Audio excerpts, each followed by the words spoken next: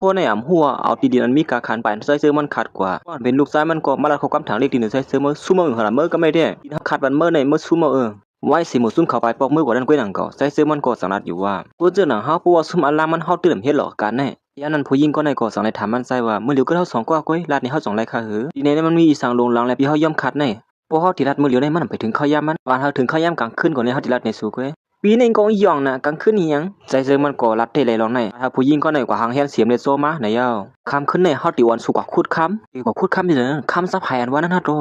เฮาได้กว่าคุดติขุมก้นค่ะมันหือดีกว่าเจ้าเลยละลีวาน่ะ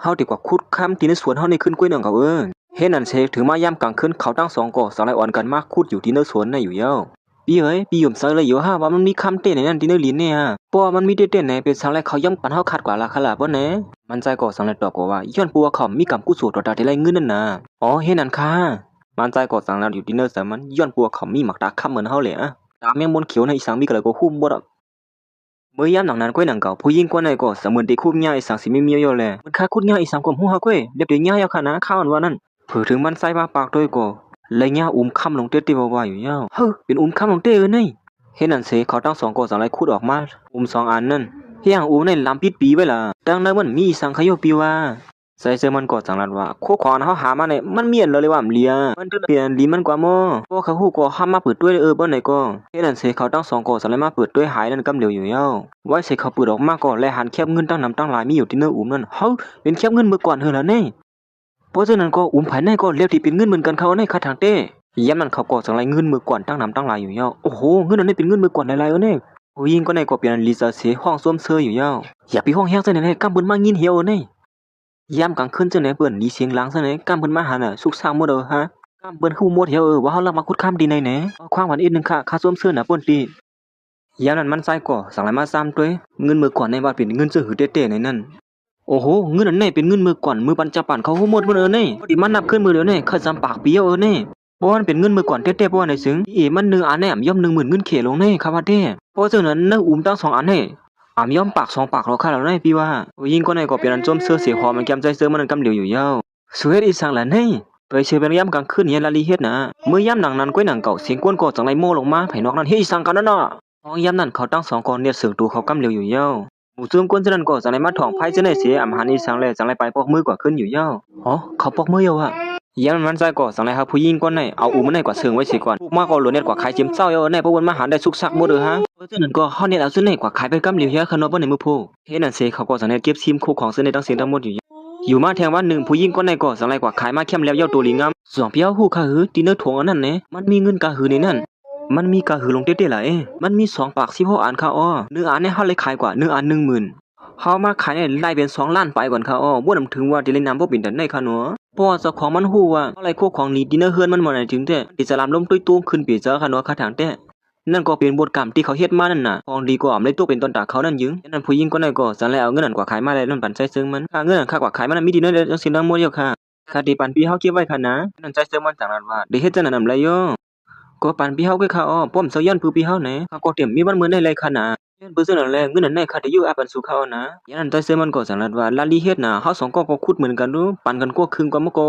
็ยันผู้หญิงคนใดคนเน็ตไปเข้ามาหาใจเจอมันเสียว่าเพราะฉะนั้นก็วันมื้อนี้เฮามักมีเหี่ยวคำจูคัดที่ก็เลี้ยงข้าวพี่เฮาค่ะนะเพราะว่าเฮากินข้าวเหี่ยวตัวอย่างน้อยก็เฮามาเรียนเกียร์เหมือนเส้นหนังก้นหลวงเขาเรียนกันนั่นเนาะแต่มันก็จังได๋งอกมือไหลน้ำผักเกียอีสังแน่คือก้นเหลียวมาลัดความจึงแหน่ไว้สิเขาทั้ง2ขุดย่างเงินคำตั้งหลังเฮือนเขาอย่างนั้นเขาทั้ง2ก็สังไลเอาเงินปันมือก่อนให้กว่าขายเสียเอาเงินนั้นมาแผ่กันอยู่ยาวเฮ็ดนั่นสิผู้หญิงคนใดก็สังไลไปปอกมือกว่าตอนดัดใจเสื้อมันก็มานางสีบ่นตอนดัดเตเข้าห่มปังไฟนั้นเกิดนั่นเดี๋ยวคุกของอีสังก็ต้นปดเท่านั้นน่ะได้มาพอดีกว่าเขาโฮมสีสาวมีโคตรตอนอีสังก่อนแต่ใครคันเสือเป็นกูนี่เมื่อพ่ออ่านมันใจตื้อวนหาโคตรตอนดัดดีกว่าตอนปะเท่านั้นอยู่นั่นก้อยหนังเก่าเมื่อยามนั้นจะได้ยินเสียงก้นพินโมกันอยู่ภายนอกนั่นพอเราที่ห่างกันเนี่ยอีเตมันก็ไอเจ้าของร้านนั้นมาเปะกี่เมทัลก้อนให้ย้อนพอไอผู้ใจก้อนให้ซื้อวันเมทัลนั้นเสียซ้ำขับปันเงินกามันโปเลยเมทัลนั้นยอมเลยเขาตั้ง2เลยผิดกันสูเป็นก้นผ่านลงสามารถดีมากับไก่สังกันดังเฮากาขานมันเข้าปันในขนาดนึงก็กันในนึงก็วันแตกลงซึ่งในวันเมืองกือนั่นคือที่เสียในกว่าเนี่ย ค้าขายก็ขายมันค้าขายก็เย่าละยามหลังนั้นใจเสื้อมันก็มาผู้ใจก็ในเสียนั้นว่าไอ้ในมันไปเปลี่ยนหลายบ่เป็นนั่นมาเป้กินก้นเท่าเลยซื่อหือนี่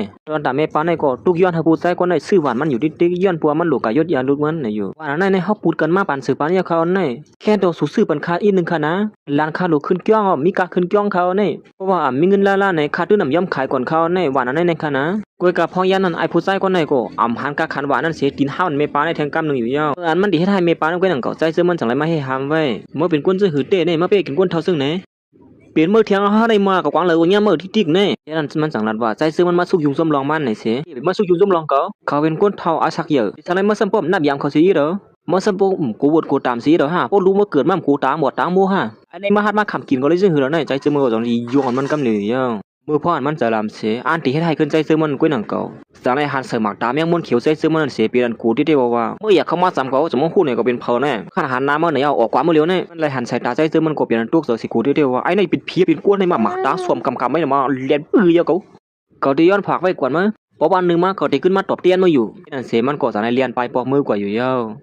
ก้นเจ้าไหนหลุดลือเปียเจ้าไหนอ่ะเนี่ยโอ้แกแขนได้ค่ะไอ้เสือมันก็สั่งนั้นว่าโอ้โหว้วนเมียนมาหมักตากัดแขนเขาเลยแท้มนเขียววินมาสู้สัมเพิ่มใครเลยสิหรอเมป้าในก็เป็นอันมายินซ่วมตีเหนือใส่เสือมันเท่ๆว่าอันเป็นสังฆาเมป้าต้องตั้งหยับเผิดเมป้าเมื่อไกลในคาเลยยินอยู่ที่ตัวฮัดว่าเมป้าหยับเผิดจึงหือเนี่ยเพราะเสือนั้นก็ข้ามีเงินอยู่ที่ตัวฮัดคาที่ซอยแถมเมป้าเขาได้เงินเขต20,000เขาเนี่ยตัวเหตุใส่ค่ะนะแค่นั้นเมป้านั่นก็สั่งนั้นว่าเขาที่เอาเงินมาไว้จังไหนได้นะมันเป็นการนั่นก็เนี่ยก็มาวันลิ้นมึงกึ่งก็ได้ไว้เหี้ยวเลยแค่นั้นมันใจก็คาเลยขึ้นลงตบเตี้ยนอีสังที่เมป้าเนี่ยด้วยการเมป้าในก็คาเลยเงินหลายเบิ่นเลยสั่งในทุกย้อนให้มันใส่เอาไว้วันลิ้นนี่อยู่ที่ดิกเอาไว้แล้วใจหนุ่มอ่อนเลยสุดใจแถมเฮาไว้เย้าเขาเอากว่าเฮ็ดสาวก็เอากว่าเฮ็ดเหี้ยวละเฮาอาบปันสุยนี่เฮ็ดนั่นเสมันใส่ก่อมสังเฮ็ดซึ่งหือเลยสั่งในยอมรับหวานนั่นไว้อยู่เย้าเฮาติ่มเอากว่าขึ้นดิค่ะนี่สั่งในเมืองกวนนี่ก็เป้จมเพ่งเป้งกันสิแล้วเนาะพันก็พันเต้พันว่าใจแถมไม่ป้าอะไรค่ะได้นึงก้วยคือหรือนั่นได้เอากับสตาป้าว่าค่ะละมันใส่ก็สั่งมาด้วยหวานลิ้นเมืองกึ่งนั่นเสพอถึงมันใส่ด้วยลีๆมันหืดดีกว่าเจอไล่มันล่ะเนาะใส่ก็สั่งในยินหมักตาได้โอ้ยสั่งได้ว่าแจกตาเขาหมักตาก็ในเหมือนห้างขึ้นซ่านมันมาเทียงย่องหือแล้วนี่ฉะนั้นก็บอกว่าหมักตาแมงมุนเขียวในคืนจ้านมันเทียงเยอะนี่ยันนั้นมันใส่ก็สั่งไรมาด้วยหวานนั่นลีๆงามเสียถึงมันด้วยลีๆของหวานนั่นหือตีเจอไล่มันละปีนหวานค่ำลงขึ้นมากำเดียวเสียหรือสินั่นนำก้าสั่งไรหานป้าดีกว่าที่มาหวานนั่นป้าเทียงก่อนนั่นออกมือปีเลยในนั่นก้วยกะขากลมหูลิเขปีเลยได้กลมหูเฮโอ้หมักตาแมงมุนเขียวเนี่ยไงเตี้ยลงเนี่ยเลยคู่ขวานมีกะขันเสียมก้าไว้ด้วยเลยลองตั้งมันอยู่ที่เลยมาป้าเทียงก่อนลงโอ้โหไงเตี้ยนี่โลกแกเตะไปซื้อตึกวนฟังอยู่ว่าเดียวคู่ของอีสานกอดต้นปอเท้านั่นไหนนั่นก็เดียววันลิ้นเมืองกึ่งในกอดต้นมันดีกว่านั่นมันใส่ก่อสั่งในเต้นดัดสินเซอเอาวันลิ้นเมืองกึ่งในเสียกอดต้นวันเกิดปอเท้านั่นอยู่เย้าวันบางป้อยวันเกิดแหละวันบางป้อยซื้อเสียงหินเนี่ยเกาตื้นทีไรที่1 กว่าเห็นนั่นเสียวันบางป้อยนั่นก็สั่งเลยฮอดมาถึง